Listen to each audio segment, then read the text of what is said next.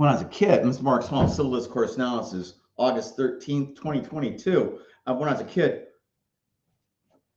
there was talk of civil unrest and civil war, and it was just on the fringe. Nobody really treated it seriously except the people who gossiped about it in coffee shops or on the phone.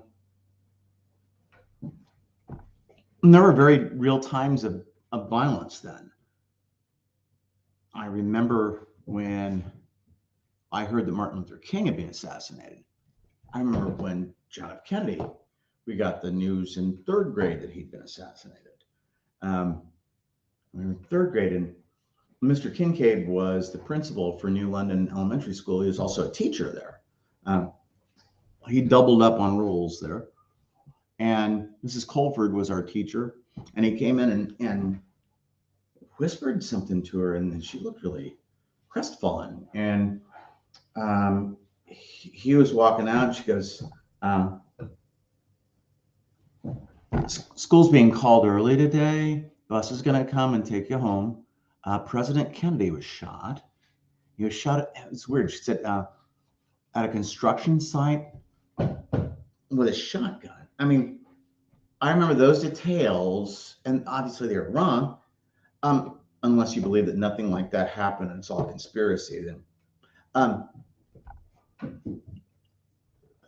and then in the years that followed, it seemed like every time you turn around, TV was telling you there was a special bulletin or something and somebody was being killed.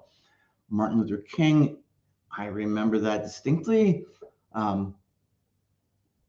Everything just was so bizarre with so many people being killed. And then Robert F. Kennedy, I woke up the morning after the California primary. And I hadn't stayed up that late. It was late in California when he made his speech, then he was shot. And all those things seemed unreal, that anybody was killing people. And those were all people who were viewed as being progressive who were killed. So I think about today and how people are saying that they need guns because they're afraid of people on the left. And yet you watch Billy Jack, and Billy Jack is not necessarily a very deep philosophical film, but when Billy Jack says, he's talking to Jean, who runs the school, she goes, there's one set of laws and you got to follow them. He goes, you followed laws, what happens? Where's John F. Kennedy? Well, he's dead. Where's Martin Luther King? He's dead. No, their brains blown out. And Bobby Kennedy. He goes, because you people won't put guns under control the same way you put controls on your dogs and your livestock. That's Billy Jack. What are we seeing today in terms of guns? People say, well, can I have guns to fight tyranny? No, they don't. They want guns to perpetuate a tyranny. When I hear somebody talking about how they need guns to fight the government, why? What are you going to do with like an AR-15? That's basically a pop gun against a tank. Of course, against a schoolroom of elementary children, it's pretty major. There's been no comprehensive plan for gun control presented by the Republicans, nor will there be. I'm a Republican. I'm running for office. I'll present a plan. I don't think many people will endorse it from the Republican Party, maybe not even from the Democratic Party if I'm elected. I think we have to do a very careful self-reflection and then also look at the history of the Second Amendment and realize how it's been bastardized. And it was never meant to give an individual a right to keep and bear arms. It was meant to provide that for militias. Now, that's not real noble and warms your heart, the cockles of your heart. Militias were used to keep down slave revolts. So it's not like that was such a good freedom-loving thing.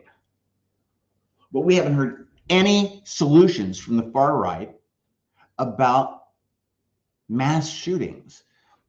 I guess they sell a lot more guns that way. When I see on YouTube somebody saying, well, if you're buying your first AR-15, those guns are built to last for years. What, are you going to wear it out by shooting squirrels so much? No, because they got people who are going to have 15, 20 of them. Give them to their neighbors. Get armed. And then what? Well, they talk about shooting people and you have to because the leftists and the far left. I'm a pacifist. And look at the body counts, okay? Oklahoma City, far right. You want to look at shootings in synagogues, churches, shopping centers, grocery stores, elementary schools, elementary schools, elementary schools.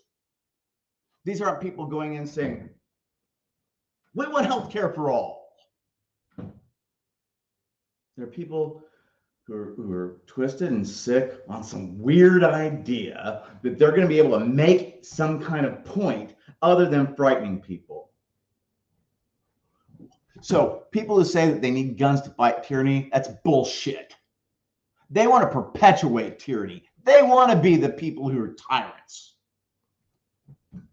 I think we got people who are irresponsible too. I know there's a preacher here in Indiana who says he talks to God all the time, and God told him that, he said, I sent those riots to the Capitol on January 6th.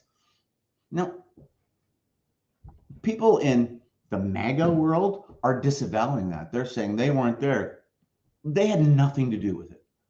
So I think we have to find out where this voice is coming from, set up a different line of communication. Because if God's going to make such irresponsible statements or talk to someone who's so irresponsible as to misquote God, we need a different intermediary if God's really speaking to anybody at all on the far right. We got a close idea of what a civil war would look like. Mostly a bunch of middle-aged fat bastards with a few paramilitary types kind of filling in the gaps. And they'll shoot people who don't agree with them. And then what? Are we more free? I don't think so. I'm Mark Small, Civil Discourse Now. Peace, love, happiness. Just don't be too discomfited by the current thing. Make sure you're registered to vote. Vote. Peace.